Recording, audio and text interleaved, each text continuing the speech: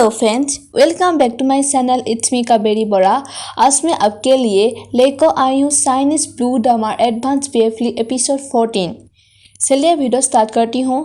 Episode 14 starting में हमें yuan Jong और जिया या को दिखाए जाते हैं। युआन जोंग जिया या को स्वादिष्ट खाना बनाकर खाने के लिए देते हैं।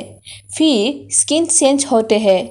जिया या अपने घर आते हैं और उसके मॉम कहती है, तुम इतनी देर से घर क्यों आते हो? जिया कहता है, मेरे पास आज एक एक्स्ट्रा काम था। उसके मॉम उसे डिनर करने के लिए कहती है और तभी जिया कहते हैं, मैं पहले से ही खा चुका हूँ।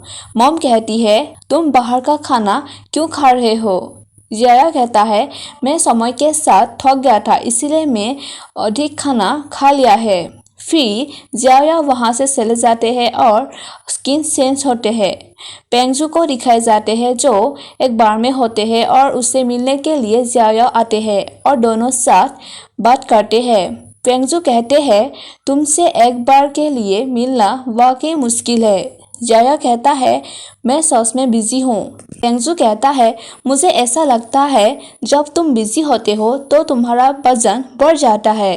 जिया कहता है, मेरा वजन बढ़ रहा है, शायद यह चेहरे की सूजन के वजह से है।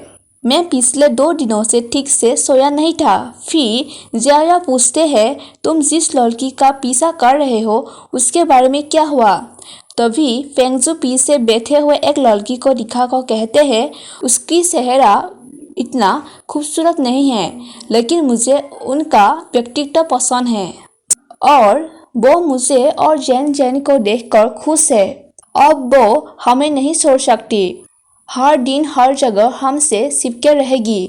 जिया पूछते हैं, तुमको लगता है कि यह अच्छा है कि वो तुम दोनों को नहीं छोड़ सकती?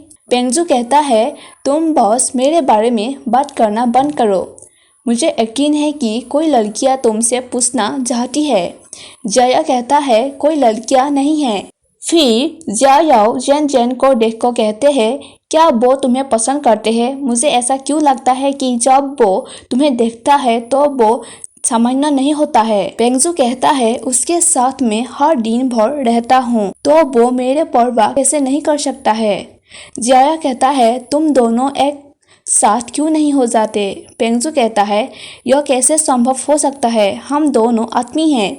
जिया पूछते हैं, अगर तुम और उस लड़की एक साथ होते और बोहित भी तुम्हें पसंद करता तो तुम क्या करते? गाइस, बोहित मतलब जेन के बारे में कहता है।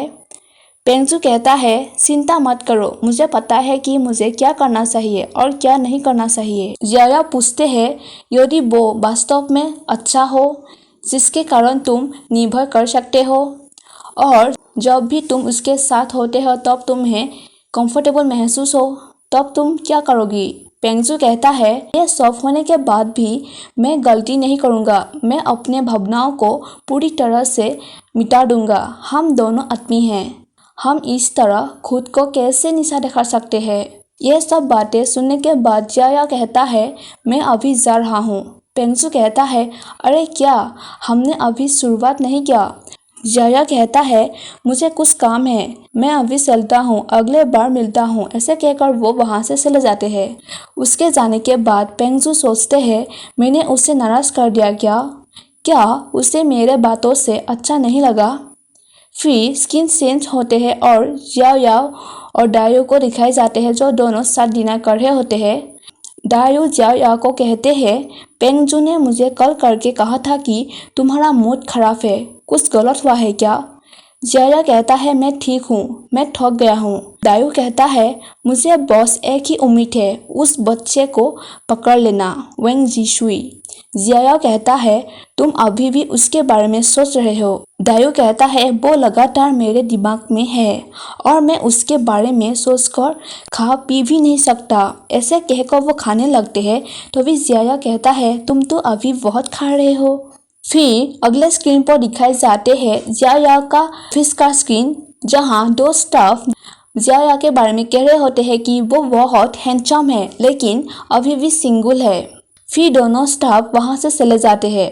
उतने में जिया को दायू कॉल करते हैं और कहते हैं, मुझे तुमसे कुछ कहना है। मैं कल रात एक सपना देखा था जहां वेंग जीशुई ने मुझे पकड़ लिया था और मैंने उसके 2 हाथ काट दिया और साथ ही साथ मैंने एक एक करके उसके 5 फिंगर्स काट दी। जया कहता है, देखो तुम कितने बेकार हो, मैं तुमसे बाद में बात करूंगा क्योंकि मुझे काम करना है। फिर ऐसे कहकर जया फोन काट देते हैं। फिर कुछ टाइम बाद 2 स्टाफ वापस आते हैं और दोनों आपस में बात करते हैं कि मैंने सोचा था कि यह सच में एक बड़ा मामला था, इसलिए मैंने वहां 3 लोगों को साथ लेकर गया था, लेकिन वो शराबी और बदमाश निकला। दूसरा व्यक्ति कहता है, सौभाग्य से तुमने जया को साथ नहीं लेकर गया। तभी जया पूछते हैं, किसके बारे में बात कर रहे हो? तभी एक व्यक्ति कहता है, उसके सासा ने बहुत सारा शराब खरीद कर रखा था और उस शू ने बहुत सारा शराब के बोतल छू किया, लेकिन अभी वो पकड़ा गया है। दूसरा व्यक्ति कहता है, वो बहुत अजीब है, वो मौका पाकर ही शराब पीता रहा। तुम लोग जानते हो इस बार क्या हुआ? उसने बहुत ज्यादा पी लिया, इसलिए वो सिर्फ एक दिन के लिए सो गया और वो दूसरे दिन भी नहीं उठा। जब मेरे सासा वापस आया और उसे देखा तभी पुलिस को रिपोर्ट किया। तभी जया उसके नाम पूछते हैं और एक व्यक्ति कहता है, शायद उसका नाम वेंग जीशुई होगा। तभी जया पूछते हैं, अब वो कहाँ है? एक व्यक्ति कहता है, वो अभी भी मेरे सासा के घर में है। मुझे नहीं पता कि मेरे सासा द्वारा पुलिस को बुलाए जाने के बाद पुलिस उसे ले गई है या नहीं। जया कहता है, तुम मुझे वहां ले चलो। वो व्यक्ति पूछते हैं, क्या तुम उस लड़के को जानते हो? जया कहता है, बस मत पूछो, मुझे अभी वहां ले चलो। फिर वो तीनों वहां से चले जाते हैं। फिर अगले स्क्रीन पर दिखाए जाते हैं, जिया वेंग जीशु को कॉल करके कहते हैं, तुम्हारे लिए एक खुशखबरी है। वेंग जीशु शायद पकड़े गए, हालांकि नहीं पता कि वो है या नहीं। उसका नाम वो ही है। मैं तुम्हें एड्रेस भेज रहा हूँ। अगले स्क्रीन पर दिखाए जाते हैं, जिया और वो आदमी उसके सासा के घर पहुंच जाते हैं और वो दोनों बाहर खड़े होते हैं क्योंकि पुलिस ने वेंग जीशु को पूछताछ कर रहा था। तभी उतने में वहां दायू आते हैं और वो जिया को पूछते हैं, वो अभी कहाँ है? जिया कहता है, वो अभी अंदर है। तभी दायू अंदर जाने लगते हैं और तभी जिया उसे रुक कर कहता है, तुम अंदर नहीं जा सकते। दायू कहता है, मुझे उसको मारना है। जिया कहता है, पुलिस अभी पूछताछ कर रहे हैं, साथ ही उसे हमने नहीं देखा है, इसलिए हमें नहीं पता कि तुम जिसे ढूंढ रहे हो वो वही है या नहीं। दायू कहता है, कितने सुरों के पास वेंग जीशुई जैसा नाम हो सकता है? ऐसे कहकर वो दरवाजे से छुपकर अंदर देखते हैं और सच में अंदर वेंग जीशुई होते हैं और उसे देखकर दायू कहता है, ये वही है, मैं अभी भी उसे पहचान सकता हूँ, भले ही वो जलकर खराब हो जाए। जिया आवाज नीचे करने के लिए कहता है। उतने में पुलिस वेंग जीशु को पूछते हैं, तुम कहाँ से हो और तुम्हारा कौन है? ऐसे कुछ सवाल करते हैं। तभी वेंग जीशु झूठ बोल देते हैं और तभी जिया दायू को कहता है, क्या तुमने नहीं कहा था कि वो शेंडोंग से है? क्या उसने नहीं कहा था कि वो एक अनाथ है? फिर वेंग जीशु को पुलिस स्टेशन ले जाते हैं और अगले स्क्रीन पर दिखाए जाते हैं, दायू और जिया साथ बैठे होते हैं। दायू कहता है, क्या तुम जानते हो कि मैं उससे कितना घृणा करता हूँ? उस दिन मैंने जो कपड़े पहने थे, जिस बेडशीट पर वो सोया था और जो टॉवेल उसने इस्तेमाल किया था, वो सब मैं जमीन पर जला दिया है। जिया कहता है, ठीक है, बस भी करो, चलो कुछ सीरियस बात करते हैं। उसने तुमसे 2 बार सुराया, तो क्या मौके पर कोई सबूत बचा है? दायू कहता है, क्या मैंने यह तुम्हें अभी नहीं कहा कि मैंने उसका सभी चीज़ों को जला दिया है? जिया कहता है, मैंने तुमसे पहले ही कहा था कि पुलिस को रिपोर्ट करो। यदि तुमने पहले ही पुलिस को बता दिया होता, ये मामला खत्म हो गया होता।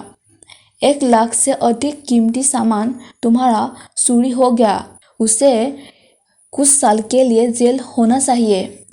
दायू कहता है मैं ना तो उसे जेल में भेजना चाहता हूँ और ना ही वो चीज़ों को वापस लाना चाहता हूँ। मैं बस उसे पकड़ना चाहता हूँ। अगर उसे जेल भेज दिया गया तो उसके बाहर आने के लिए मुझे कब तक इंतज़ार करना होगा। फिर स्किन चेंज होते हैं और जिया याओ युआन जोंग के रूम के बाहर डोर नॉक करते हैं और युआन जोंग डोर खोलते हैं और जिया उससे कहते हैं देर रात हो गई है, तुम घर क्यों नहीं गए। युआन जोंग कहता है मुझे बहुत कुछ काम करना है इसलिए मैंने यहीं सोने का फैसला किया। जिया पूछते हैं क्या तुमने युआन आर्यू को अकेला घर पर छोड़कर यहाँ चलाया। युआन जोंग कहता है नहीं, वो विदेश गया है। जिया कहता है मैं ओवर टाइम काम करने के वजह से बहुत देर हो गई।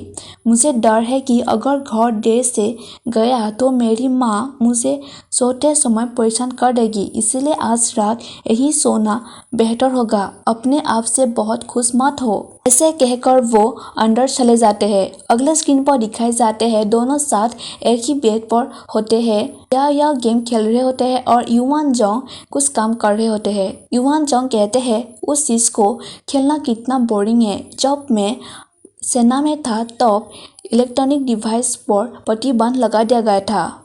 जिया कहता है तुम इतने सालों से सेना से बाहर हो, मैंने तुम्हें समय के साथ चलते हुए नहीं देखा है।